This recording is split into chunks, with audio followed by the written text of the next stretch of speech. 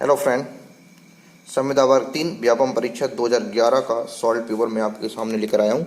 हम environmental study के 15 question solve करेंगे और बाकी जो क्वेश्चन है वो नेक्स्ट वीडियो में हम धीरे धीरे सॉल्व करते जाएंगे। मैं वीडियो बना दूंगा उनके भी और हम लोग मिलकर सारे क्वेश्चन सॉल्व करेंगे। तो हमारा जो पहला क्वेश्चन है 2011 व्यापम परीक्षा का इन्वायरमेंटल स्टडी का, कांटेदार झाड़ियाँ मिलती हैं। ऑप्शन ए गरम एवं आर्द्र उष्ण कटिबंधीय जलवायु, ऑप्शन बी गर्म एवं शुष्क रेगिस्तानी जलवायु, ऑप्शन सी ठंडी ध्रुवीय जलवायु, ऑप्शन डी इनमें से कोई नहीं। तो इसमें आंसर होगा ऑप्शन बी गर्म एवं शुष्क रेगिस्तानी जलवायु। यदि हम इसको थोड़ा समझने का प्रयास करें तो भारत की जो मैक्सिमम जलवायु होती है वो होती है गर्म एवं आर्द्र उष्ण जलवायु। ये भारत की सबसे मैक्सिमम जलवायु है। क्यों होती है? क्योंकि भारत जो है, यदि हमारी ये पृथ्वी है, आप देखेंगे ये पृथ्वी है, यहाँ पर बीच में भूमध्य रेखा है, इक्वेटर है, भूमध्य रेखा है, और यहाँ पर ये है ट्रॉपिक ऑफ कैंकर। इसको अपन कर्क रेखा भी कह सकते हैं, कर्क रेखा। और आप जानते हैं कि भारत के बीचों बीच से, यदि ये भारत है, सपोज करें अब ये भारत है, तो भारत के बीचों बीच से कर्क रेखा होकर जाती है, ट्रॉपिक ऑफ कैंकर बीचों बीच से होकर जाती है। यहाँ पर आप देखेंगे तो ट्रॉपिक ऑफ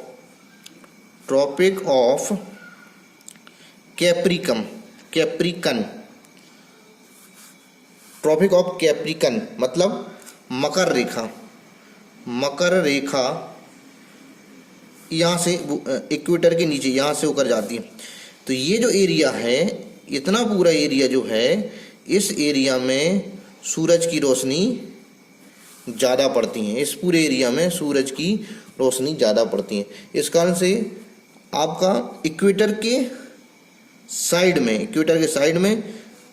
जहाँ तक कर्क रेखा है, नीचे साइड में जहाँ तक मकर रेखा है, इस पूरे एरिया में टेम्परेचर ज़्यादा होता है। इस कारण से आर्द्रता भी ज़्यादा होती है और इसी कारण इन क्षेत्रों की जलवायु जो है परिवर्तित होती रहती है।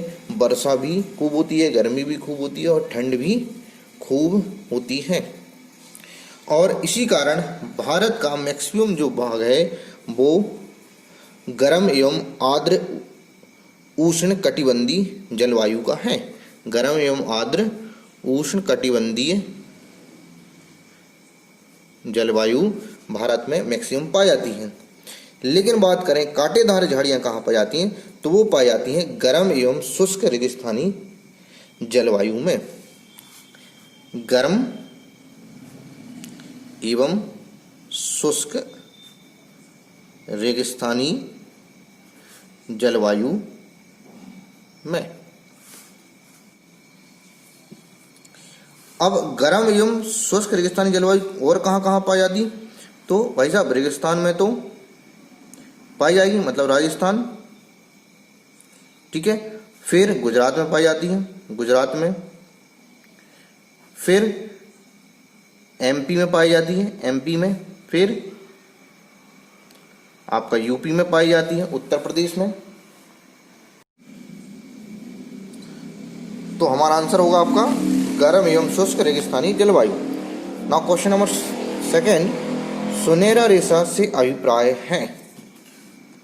सुनहरा रेशा से अभिप्राय है, तो आंसर होगा सी पटसन एवं जूट। पटसन एवं जूट को सुनहरा रेशा कहते हैं। कपास को क्या कहते हैं? कपास को सफ़ेद सोना कहते हैं। चाय की यदि हम बात करें तो चाय जो है वो चाइना का प्रोडक्ट है, चाइना से आई है। भारत में विश्व में सबसे ज़्यादा चाय का उत्पादन भारत में होता है। चाय भारत का राष्ट्रीय पेय भी है। कपास काली मिट्टी में उगाई जाती है, इसको सफ़ेद सोना भी कहते हैं। और कपास और एग अंडों की खेती को, कपास एवं अंडों की खेती को या बिजनेस को रजत क्रांति भी कहा जाता है। तो सुनहरा रेशा से अभिप्राय है, यहाँ पर आंसर होगा पटसन jute. Now question number next, किस ग्रह को पृथ्वी के जुड़वा ग्रह के नाम से जाना जाता है? तो इसके लिए हम छोटा सा पॉइंट समझ लें कि यदि हम बात करें सूर्य से सबसे पहले सबसे पास में होता है बुध, बुध के बाद होता है शुक्र, शुक्र के बाद होता है पृथ्वी, पृथ्वी के बाद होता है मंगल, मंगल के बाद होता है बृहस्पति, बृहस्पति के बाद बृहस्पति, ऐसा लिखेंगे बृहस्पति, ठीक। बृहस्पति के बाद होता है शनि, शनि के बाद होता है यूरेनस, यूरेनस के बाद होता है प्लूटो, सॉरी नेपच्यून, होता है नेपच्यून, ठीक। तो सूर्य के बाद यदि हम बात करें दूरी की क्रम से हम बात करें, दूरी सूर्य से दूरी के हिसाब से हम बात करें तो सबसे पहले बुध, शुक्र, पृथ्वी, मंगल, बृहस्पति, शनि, यूरेनस, नेपच्यून। अब इसमें पृथ्वी की यदि हम बात करें तो पृथ्वी के सबसे पास में होता है शुक्र और मंगल। हमारा क्वेश्चन है किस ग्रह को पृथ्वी के जुड़वा ग्रह के नाम से जाना जाता है? तो आंसर होगा शुक्र ग्रह को। शुक्र ग्रह को पृथ्वी का जुड़वा ग्रह कहते हैं। क्यों कहते हैं? क्योंकि इसका जो व्यास है, शुक्र ग्रह का जो व्यास है वो पृथ्वी के, शुक्र ग्रह का जो व्यास है वो पृथ्वी के व्यास के बराबर है।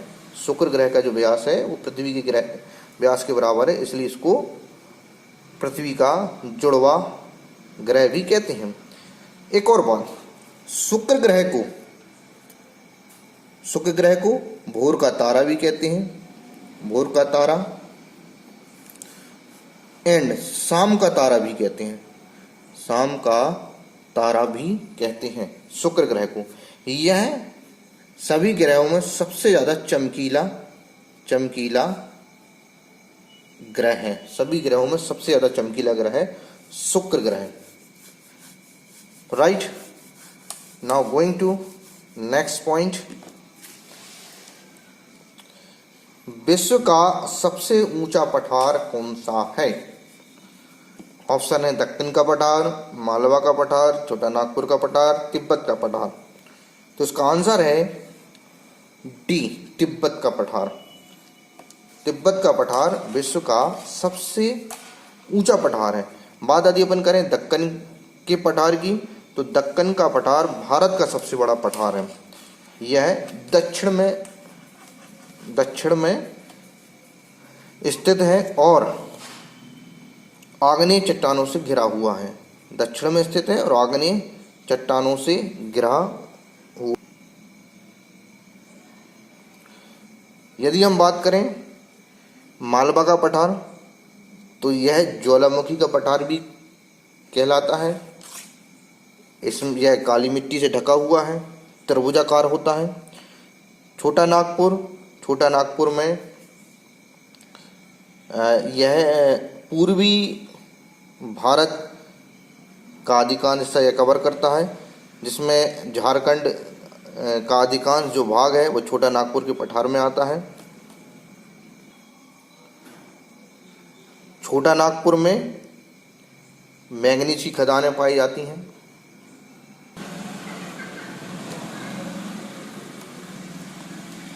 हमारा क्वेश्चन है विश्व का सबसे ऊंचा पठार कौन सा है? आंसर है तिब्बत का पठार। तो तिब्बत का पठार विश्व का सबसे ऊंचा पठार है। तिब्बत का पठार मध्य एशिया में स्थित है। यह भारत में हिमालय पर्वत श्रृंखला से लेकर तकलामान रेगिस्तान तक फैला हुआ है। विश्व का सबसे ऊंचा पठार कौन सा है? आंसर डी, तिब्बत का पठार। Now going to next question. मानव जाति आपदा का एक उदाहरण है। ऑप्शन ए भूकंप, बी सुनामी, सी रासायनिक आपदा, डी भूस्खलन। मानव जाति आपदा का एक उदाहरण है, आंसर होगा सी रासायनिक आपदा। भूकंप धरती का कांपना भूकंप कहलाता है, प्राकृतिक घटना है। सुनामी जो समुद्रों में महासागर में जो बड़ी बड़ी लहरें जो आती हैं जिनसे काफ़ी नुकसान होता है, सुनामी कहलाता है। भूस्खलन जमीन का खिसलना भूस्खलन कहलाता है। ये तीनों प्राकृतिक घटनाएं हैं, आंसर होगा रासायनिक आपदा। मानव जाति आपदा का एक उदाहरण है रासायनिक आपदा। Now going to next question. सौर ऊर्जा है एक नवीकरणीय संसाधन, अनवीकरणीय संसाधन, परमाणु ऊर्जा स्रोत, जौहरी ऊर्जा स्रोत। तो इसमें हम समझ लें, नवीकरणीय का मतलब होता है कि ऐसे संसाधन जिनको हम दोबारा प्राप्त कर सकते हैं या बना सकते हैं। अनवीकरणीय का मतलब होता है ऐसे संसाधन जिनको हम दोबारा प्राप्त नहीं कर सकते हैं, या हम दूसरी भाषा में कहें तो ये प्राकृतिक रूप से कई सालों के बाद, कई हजार सालों के बाद निर्मित होते हैं। इनका जो पुनः निर्माण का जो समय है अधिक होता है, और नवीकरणीय संसाधन पुनः निर्मित हो जाते हैं, इनमें समय कम लगता है। पवन ऊर्जा, सौर ऊर्जा नवीकरणीय ऊर्जा संसाधन हैं, और पेट्रोल, कोयला, डीजल ये सभी अनवीकरणीय संसाधन हैं। तो आंसर हमारा होगा सौर ऊर्जा है एक, आंसर होगा ऑप्शन ए नवीकरणीय संसाधन। Now going to next question है, इनमें से किस राज्य में काली मिट्टी पाई जाती है? जम्मू एंड कश्मीर, गुजरात, राजस्थान, झारखंड। तो आंसर होगा बी गुजरात। काली मिट्टी कहाँ कहाँ पाई जाती है, आप थोड़ा गौर करें। काली मिट्टी के बारे में थोड़ा हम जानते हैं। काली मिट्टी महाराष्ट्र में पाई जाती है, महाराष्ट्र। काली मिट्टी गुजरात में पाई जाती है। काली मिट्टी मध्य प्रदेश में भी पाई जाती है, और काली मिट्टी कर्नाटक में भी पाई जाती है। ठीक, महाकाली गुजरी मध्य प्रदेश और कर्नाटक से। काली मिट्टी में कपास की खेती होती है, कपास की खेती होती है। कपास की खेती को क्या बोलते हैं? कपास की खेती को या कपास के उत्पादन को बोलते हैं रजत क्रांति, रजत क्रांति।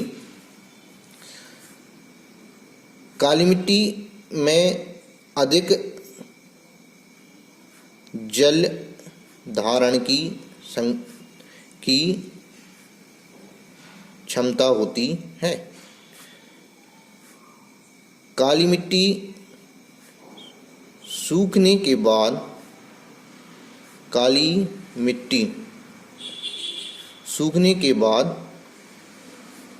इसमें दरारें पड़ जाती हैं, दरारें पड़ जाती हैं।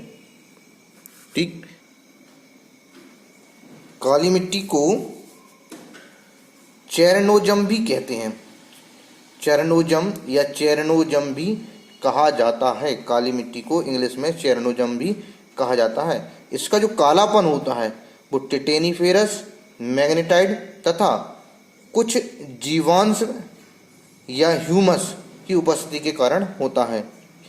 काली मिट्टी को लावा मिट्टी भी कहा जाता है क्योंकि इसका निर्माण दक्कन की लावा चट्टानों के टूटने फूटने से होता है।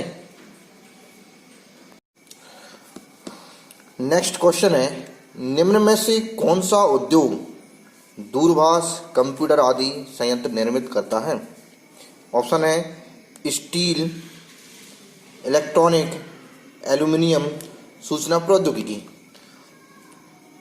तो स्टील उद्योग, इलेक्ट्रॉनिक उद्योग, एल्यूमिनियम उद्योग और सूचना प्रौद्योगिकी। आंसर होगा इलेक्ट्रॉनिक उद्योग।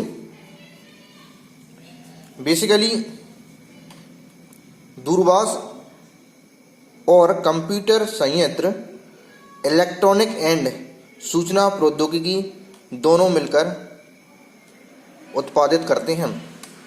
लेकिन यदि बात करें तो सूचना प्रौद्योगिकी मतलब इंफॉर्मेशन टेक्नोलॉजी या टोटली टेक्निक से जुड़ा हुआ है, और इलेक्ट्रॉनिक इंडस्ट्री ये टोटली प्रोडक्शन से जुड़ा हुआ है। तो इसमें जो करेक्ट आंसर होगा वो होगा बी, इलेक्ट्रॉनिक उद्योग। इलेक्ट्रॉनिक उद्योग। क्वेश्चन नंबर नेक्स्ट, इनमें से कौन सा पत्तन पूर्वी तट पर स्थित है? जो अंतःस्थलीय तथा अधिकतम गहराई का पत्तन है तथा पूर्ण सुरक्षित है। अब इस पॉइंट को समझने के लिए हम भारत के मुख्य जो 12 पोर्ट हैं, बंदरगाहें हैं, हम उन्हें समझेंगे। हम यदि बात करें सारे जो बंदरगाह हैं, 12 जो प्रमुख बंदरगाह हैं उनके बारे में, तो सबसे यदि आप भारत का नक्शा देखें तो ये जो पोर्शन है आप देख रहे हैं, ये पोर्शन आपका भारत का जो निचला वाला जो इलाका है, दक्षिणी इलाका है, उत्तर दक्षिण, तो जो नीचे वाला इलाका है जो कंप्लीटली समुद्र से घिरा हुआ है, इस इलाके पर बंदरगाह होंगे। स्वाभाविक है, जो समुद्र से कनेक्टेड होंगे वो बंदरगाह होंगे। तो सबसे पहले हम यदि ऊपर से स्टार्ट करें तो कांडला बंदरगाह गुजरात में है, मुंबई बंदरगाह महाराष्ट्र में है, जवाहरलाल नेहरू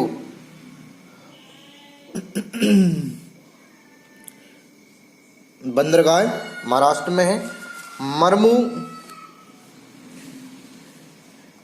मरमू बंदरगाह गोवा में है, न्यू बेंगलुरु बंदरगाह कर्नाटक में है, और नीचे आए तो कोचीन केरल में है। फिर तमिलनाडु में 3 बंदरगाह हैं, मुख्य बंदरगाह एन्नूर, चेन्नई, चिदम्बर, इसको तूतीकोरिन भी कहते हैं। तूतीकोरिन इसका पुराना नाम था, चिदम्बर न्यू नेम है। ये तीनों बंदरगाह तमिलनाडु में है। नेक्स्ट है विशाखापट्टनम आंध्र प्रदेश में है, पारादीप उड़ीसा में है, कोलकाता बंदरगाह पश्चिम बंगाल में है। फिर से चालू करते हैं। कांडला गुजरात, मुंबई जवाहरलाल नेहरू महाराष्ट्र, मरमू गोवा, न्यू मैंगलोर कर्नाटक, कोचीन केरल, एन्नूर चेन्नई चिदम्बर या तूतीकोरिन तमिलनाडु, विशाखापट्टनम आंध्र प्रदेश, पारादीप उड़ीसा, कोलकाता पश्चिम बंगाल। अब देखिए, हम न्यू मैंगलोर तो कर्नाटक में होगा क्योंकि कर्नाटक की राजधानी बेंगलुरु है, राइट। मुंबई महाराष्ट्र में ही होगा, जवाहरलाल नेहरू भी महाराष्ट्र में ही होगा, सबसे ये व्यस्तम बंदरगाह हैं। बात यहाँ पर आती चेन्नई तमिलनाडु में होगा, स्वाभाविक है। पारादीप उड़ीसा, परी उड़ी पारादीप उड़ीसा में है, कोलकाता पश्चिम बंगाल में होगा, विशाखापट्टनम आंध्र प्रदेश में है। अब हमारा जो क्वेश्चन है वो क्या है? हमारा क्वेश्चन है कि इनमें से कौन सा पत्तन पूर्वी तट पर स्थित है जो अंतःस्थलीय तथा अधिकतम गहराई का पत्तन है तथा पूर्ण सुरक्षित है। देखो अंतःस्थलीय, आप यदि यहाँ पर भी देखेंगे तो आप देखेंगे कि अंतःस्थलीय थोड़ा अंदर धसा हुआ है, और अंतःस्थलीय और अधिकतम गहराई का जो पत्तन है वो है विशाखापट्टनम आंध्र प्रदेश। विशाखापट्टनम आंध्र प्रदेश यह भारत का चौथा सबसे बड़ा बंदरगाह है। यहाँ पर भारत का सबसे पुराना शिपयार्ड है, सबसे पुराना शिपयार्ड है। यहाँ पर जलयान बनाने का कारखाना भी है। जलयान बनाने का कारखाना भी है विशाखापट्टनम आंध्र प्रदेश में। विशाखापट्टनम बंदरगाह में जलयान बनाने का कारखाना भी है। यह पूर्वी भारत का नौसेना का के कमांड का केंद्र है। नौसेना कमांड का केंद्र है विशाखापट्टनम बंदरगाह। ठीक है, इसे विजाग बंदरगाह भी कहते हैं, विजाग पोर्ट भी कहते हैं, विजाग पोर्ट भी कहते हैं। तो विशाखापट्टनम बंदरगाह की बात आपको समझ में आ गई। विशाखापट्टनम अंतःस्थलीय सबसे अधिक गहरा बंदरगाह है। यह भारत का चौथा सबसे बड़ा बंदरगाह है। ये इसमें जलयान बनाने का कारखाना है। इसको विजाग पोर्ट भी कहते हैं। यहाँ पर पूर्वी नौसेना कमांड का केंद्र है यह, और यह सबसे पुराना शिपयार्ड भी है, सबसे पुराना बंदरगाह भी है। तो हमारा आंसर होगा आंसर डी विशाखापट्टनम। इनमें से कौन सा पत्तन पूर्वी तट पर स्थित है जो अंतःस्थलीय तथा अधिकतम गहराई का पत्तन है तथा पूर्ण सुरक्षित है? चेन्नई, तूतीकोरन, पारादीप, विशाखापट्टनम। आंसर है Visakhapatnam. Now question number next, green house प्रभाव के मुख्य कारण में कौन सी गैसें हैं? Oxygen, carbon dioxide, nitrogen, hydrogen. हम जानते हैं ऑक्सीजन हानिकारक गैस नहीं है, नाइट्रोजन भी नहीं है, हाइड्रोजन भी नहीं है। हानिकारक गैस सबसे ज़्यादा कौन सी है? कार्बन डाइऑक्साइड, जिसके कारण जो ग्लोबल वार्मिंग हो रही है, जिसके कारण पृथ्वी का टेम्परेचर बढ़ रहा है। तो ग्रीन हाउस प्रभाव क्या कहलाता है? जो पृथ्वी का जो टेम्परेचर है कार्बन डाइऑक्साइड के कारण बढ़ने के कारण, जो पृथ्वी का कार्बन डाइऑक्साइड के कारण जो पृथ्वी का टेम्परेचर बढ़ रहा है, उसको कहते हैं ग्रीन हाउस प्रभाव। तो इसका आंसर होगा बी, कार्बन डाइऑक्साइड। मुख्य कारण जो है कार्बन डाइऑक्साइड है। क्वेश्चन नंबर नेक्स्ट, कौन जल प्रदूषण का स्रोत नहीं है? ऑप्शन है औद्योगिक कचरा, रेडियोएक्टिव कचरा, कृषि से प्राप्त कचरा, खानों से प्राप्त कचरा। तो ऑब्वियसली हमें समझ में आ रहा है कि औद्योगिक कचरा जल प्रदूषण का स्रोत हो सकता है, रेडियोएक्टिव कचरा जल प्रदूषण का स्रोत हो सकता है, खानों से प्राप्त कचरा जल प्रदूषण का स्रोत हो सकता है। लेकिन कृषि से प्राप्त जो कचरा होता है उसको हम खाद में कन्वर्ट कर सकते हैं, वो दोबारा कृषि में खाद के रूप में प्रयोग में लाया जा सकता है। इसलिए कृषि से जो भी प्राप्त जैसे पत्तियां हो गई, टहनी हो गई, फूल हो गए, ये सब सारी चीज़ें जो कचड़े हैं, इनको दोबारा से खाद बनाकर दोबारा से कृषि में उपयोग में लाया जा सकता है। इसलिए कौन सा जल प्रदूषण का स्रोत नहीं है? तो वो है कृषि से प्राप्त कचरा। लेकिन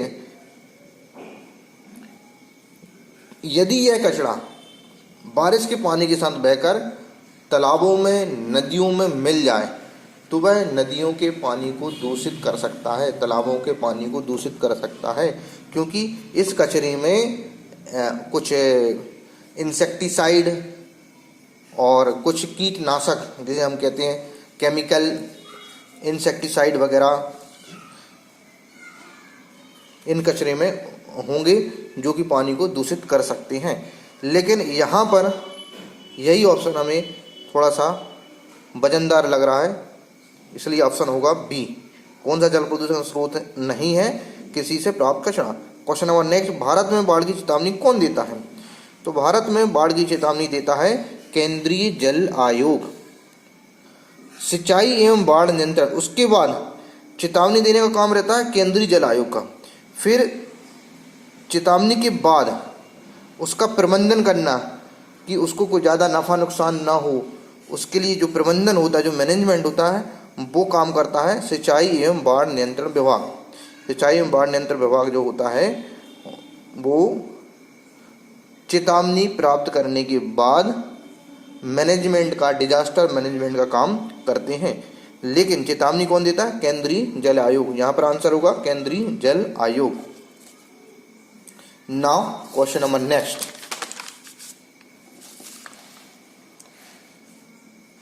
ग्राम पंचायत क्या कार्य करती है? ऑप्शन नंबर 1 पानी के स्रोतों का रखरखाव, 2 विद्यालय का निर्माण, 3 गरीबी रेखा से नीचे के लोगों की सूची। ये सभी काम करती है, पानी के स्रोतों का रखरखाव भी करती है, विद्यालय का भी निर्माण करती है और गरीबी रेखा से नीचे के लोगों की सूची भी बनाती है। तो आंसर होगा ये सभी। ग्राम पंचायत क्या कार्य करती है? आंसर होगा ये सभी। क्वेश्चन नंबर नेक्स्ट, निम्नलिखित में कौन सी आपदा पर्यावरणीय ह्रास के कारण उत्पन्न होती है? पर्यावरणीय ह्रास माने पर्यावरण को यदि नुकसान हम पहुंचाते हैं तो कौन सी आपदा उत्पन्न होती है? आंसर देखें हम। ऑप्शन ए भूस्खलन, ऑप्शन बी बाढ़ एवं सूखा, ऑप्शन सी वनों की आग और ऑप्शन डी ये सभी। तो आंसर आएगा ये सभी। Now question number next, Indira Gandhi नहर परियोजना का लाभ किस राज्य को मिल रहा है? बहुत अच्छा क्वेश्चन है, दोबारा आने की संभावना है। इंदिरा गांधी नहर परियोजना का लाभ किस राज्य को मिल रहा है? ऑप्शन ए है केरल, ऑप्शन बी है उत्तर प्रदेश, ऑप्शन सी है राजस्थान, ऑप्शन 4 है मध्य प्रदेश। तो इसका आंसर क्या होगा? इसका आंसर है राजस्थान। देखिए थोड़ा सा इसको अपन समझते हैं। इंदिरा गांधी नहर, ये कहाँ की नहर है? राजस्थान की, ठीक है, और पंजाब की, ठीक है। राजस्थान का 470 भाग कवर करती है और यहाँ का पंजाब का लगभग 130 134 लगभग इतना भाग कवर करती है, ठीक है। सबसे ज़्यादा ये नहर जो है राजस्थान में है। अब यह जो है यह पहले सिंचाई व्यवस्था के लिए बनाई गई थी, सिंचाई व्यवस्था के लिए बनाई गई थी एंड पेयजल के लिए बनाई गई थी, पेयजल के लिए बनाई गई थी पहले। लेकिन अब पानी की कमी को देखते हुए सिंचाई व्यवस्था को कैंसिल कर दिया। अब इसे सिंचाई नहीं होती, केवल ये पेयजल के लिए ही अब उपयोग में लाई जाती है, पेयजल के लिए ही अब उपयोग में लाई जाती है। इसको राजनहर भी कहते हैं, इसको राजनहर भी कहते हैं, इसको मरुगंगा भी कहते हैं, मरुगंगा भी कहते हैं, राइट। इसे मरुगंगा भी कहते हैं, राजस्थान नहर भी कहते हैं। यह राजस्थानी इलाकों में सबसे ज़्यादा चुरू, श्रीगंगानगर, हनुमानगढ़, बीकानेर, जैसलमेर, नागौर आदि शहरों में पेयजल की पूर्ति करती हैं। तो क्वेश्चन है हमारा, इंदिरा गांधी नहर परियोजना का लाभ किस राज्य को मिल रहा है? आंसर है Rajasthan. Now question number next, जल जनित बीमारी का एक उदाहरण है। Option A diphtheria, option B tonsillitis, option C diarrhoea और ऑप्शन डी खसरा। बताइए। तो हमारा क्वेश्चन है जल जनित बीमारी का एक उदाहरण है डिप्थीरिया, टॉन्सिलाइटिस, डायरिया, खसरा। थोड़ा सा समझ लेते हैं डिप्थीरिया क्या होता है। डिप्थीरिया क्या होता है? देखिए डिप्थीरिया रोहिणी, इसको रोहिणी भी कहते हैं, इसको बुल नेक भी कहते हैं, मतलब सांड गला। सांड गला क्यों कहते हैं? क्योंकि इसमें गले में सूजन हो जाती है, गला जो है सूज के सांड के जैसा हो जाता है, इसको सांड गला कहते हैं या बुल नेक कहते हैं। गले में इन्फेक्शन होने के कारण यह होता है कोरिन बैक्टीरियम डिप्थीरी द्वारा। बैक्टीरिया है ये, कोरन बैक्टीरियम डिप्थीरी एक प्रकार का बैक्टीरिया है, इसके कारण डिप्थीरिया होता है। गले में इन्फेक्शन यदि बढ़ जाए तो गले में एक झिल्ली जैसी एक कंस्ट्रक्शन हो जाता है, एक रचना बन जाती है, जिसके कारण सांस लेने में पेशेंट को परेशानी जाती है और उसकी डेथ भी हो सकती है। वर्तमान में इसके टीके अवेलेबल हैं और डीपीटी नाम का एक वैक्सीन होता है, उस वैक्सीन में इसके टीके अवेलेबल होते हैं। डीपीटी, डीपीटी दिया जाता है बच्चों के लिए डिप्थीरिया के लिए। डी मतलब होता है ये 3 प्रकार के, यह जो वैक्सीन है डीपीटी 3 प्रकार के डिसीज को कंट्रोल करता है। डी मतलब डिप्थीरी या डिप्थीरिया, पी मतलब परटूसिस मतलब कुकर खांसी, और टी मतलब टिटनेस। डिप्थीरिया, परटूसिस, टिटनेस 3 बीमारियों को कंट्रोल करता है यह वैक्सीन, इसको कहते हैं डीपीटी। समझ गए आप। अब नेक्स्ट है मीजल्स। मीजल्स मतलब खसरा मीजल्स। ये जो होता है ये होता है पैरामिक्सोवायरस फैमिली के कारण होता है। पैरामिक्सोवायरस फैमिली के वायरस के कारण ये होता है। इसको रूबेला ओ भी कहते हैं, रूबेला ओ भी कहते हैं। इसमें क्या होता है, फीवर होता है, खांसी आती है, रनिंग नोज की प्रॉब्लम होती है, आंखें लाल हो जाती हैं, और फीवर जो है 102 104 तक भी पहुंच सकता है। शरीर में आखिर में शरीर में दाने हो जाते हैं। तो इसके लिए भी वैक्सीन बनी है। उस वैक्सीन का नाम है MMR। M मतलब मीजल्स, अगेन M मतलब मम्स, और R मतलब रूबेला। MMR वैक्सीन बच्चों को दी जाती है, जिस कारण से आजकल बच्चों में या लोगों में मीजल्स नहीं देखी जाती। राइट। नेक्स्ट हमारा जो ऑप्शन था डायरिया। डायरिया मतलब होता है अतिसार या दस्त या उल्टी दस्त। डायरिया 2 कारण से होता है, या तो माइक्रोबियल भी हो सकता है, जीवाणु द्वारा भी हो सकता है, या वायरस के द्वारा भी हो सकता है। वायरस का नाम है रोटा वायरस के कारण भी हो सकता है, माइक्रो ऑर्गेनिज्म या जीवाणुओं द्वारा भी हो सकता है। छोटे बच्चे जो होते हैं जिनके दांत निकल रहे होते हैं, तो क्या होता है, उनके जब दांत निकलते हैं तो दांतों में खुजली चलती है उनको। तो खुजली चलती है, इस कारण से क्या उनको कुछ भी चीज़ें चबाने की इच्छा होती है, कुछ तो भी चबाना चाहते हैं वो कुछ भी उठा के नीचे ज़मीन या कुछ भी उठा के खाते हैं, चबाते रहते हैं।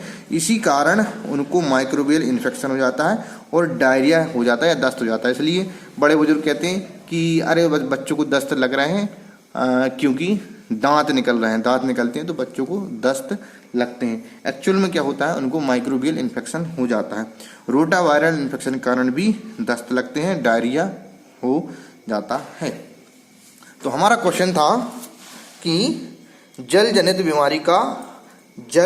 बीमारी का एक उदाहरण है डिप्थीरिया, टॉन्सिलाइटिस, डायरिया और खसरा। तो मोस्टली जो है वो है डायरिया। Right, diarrhoea. डिप्थीरिया के तो बेसिकली वैक्सीन बनी गए हैं। टॉन्सिलाइटिस क्या होता है, गले में सूजन, वो एलर्जी के कारण भी हो सकता है। ठंडा पानी पी लिए तो गले में भी सूजन हो सकती है, तो वो तो कोई रीजन होता नहीं है। और खसरा मतलब मीजल्स, उसके भी वैक्सीन बन गए हैं। तो अब जो मेन जो प्रॉब्लम आती है वो डायरिया, जो कि किसी भी प्रकार के माइक्रोबियल इन्फेक्शन के कारण हो सकता है। तो जल जनित बीमारी का एक उदाहरण है, आंसर है डायरिया। तो हमारे ये जो क्वेश्चन है वो हो गए हैं। बाकी जो पेडागोजी के जो क्वेश्चन हैं पर्यावरण विज्ञान के, वो हम नेक्स्ट वीडियो में देखेंगे, और धीरे धीरे करके हम 2011 के सारे क्वेश्चन कवर कर लेंगे और साथ में उनकी डिटेल भी लेते जाएंगे। ओके। और यदि आप सब्सक्राइब करना चाहते हैं तो सब्सक्राइब जरूर करें, लाइक शेयर करना चाहते हैं तो लाइक शेयर जरूर करें, नहीं चाहते हैं तो कोई बात नहीं, डोंट माइंड, मैं भी माइंड नहीं करूँगा और आपके लिए कंटिन्यू ऐसे वीडियो बनाता रहूँगा। यदि आप सब्सक्राइब लाइक शेयर कर रहे हैं, आपकी श्रद्धा, बहुत बहुत धन्यवाद।